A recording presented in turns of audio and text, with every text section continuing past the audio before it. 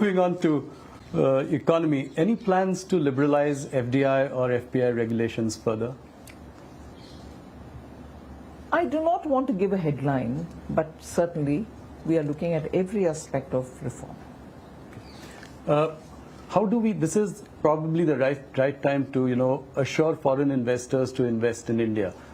What are some of the steps that we should take that would, give them this confidence? I mean, this one was a big one in itself, but going forward. First thing, I think our institutions such as Parliament should debate issues, should question government on the proposals, on the policies, on government's actions. That gives confidence to people saying India's democracy actually literally discusses these issues. Without that, the government can go about doing what is right for the public. But the institution of the Parliament is not being used for its prime purpose. Why is it important? It gives a feeling that both the opposition and the ruling parties are talking on issues. Instead of holding placards and standing in the House, if there is a meaningful discussion, it will convey a lot about the policy strength. That is one thing. Second, our regulatory institutions, and I've said this before, but I'll repeat it here. Regulatory institutions should not go to the extent of micromanaging. I want businesses to do their businesses. They have powerful boards which run them. And the regulator, in consultation with the stakeholders, should allow them to function, of course keep a watch, and do a soft touch regulation. If regulators across the board, I'm not talking just of the finance domain regulators, all over, should have a open-minded approach, a soft touch approach, above all, not micromanage businesses. Private investment has been a topic of discussion. How do we revive animal spirits, for the private sector to invest? This has been a, discussion that we've been having over the course of many interviews, and you've been also exhorting the private sector. How do we get about? But I think, to be fair to them, they are moving in. Okay.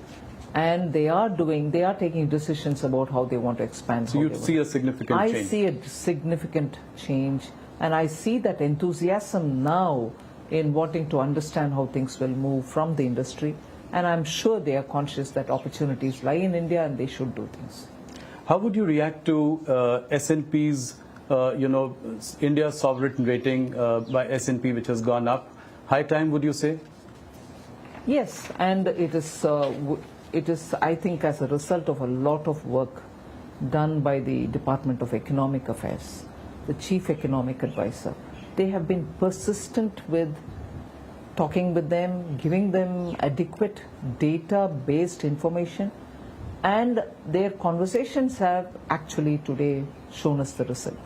And I'm glad that they're doing it. They should continue doing it with other agencies also, because with our growth being with what it is, with our fiscal, macroeconomic fundamentals being what they are, with our inflation being under control, with our foreign exchange growing, with our stock market being so buoyant, it is difficult to understand how parameters of similar and comparable nature elsewhere attract a much better rating, whereas ours don't.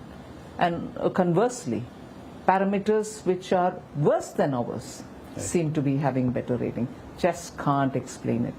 So I think the work of the DEA and the CEA is well cut out in this regard. They will have to work with agencies. Nirmala ji, you're right about all the macro indicators looking up. But revenue growth for corporate India has remained tepid. It's at a 7-quarter low of 3.7%. How do you explain that? GDP on one hand growing at 7.8%. What really accounts for this? I think it's also a question of how they're deploying their resources and how they're earning out of it. Businesses will also have to look at the way in which their risk-taking capacities can increase, and that's what is going to be the prime mover in terms of revenues for businesses. So, but that's a business call. It's not for me to say. Right.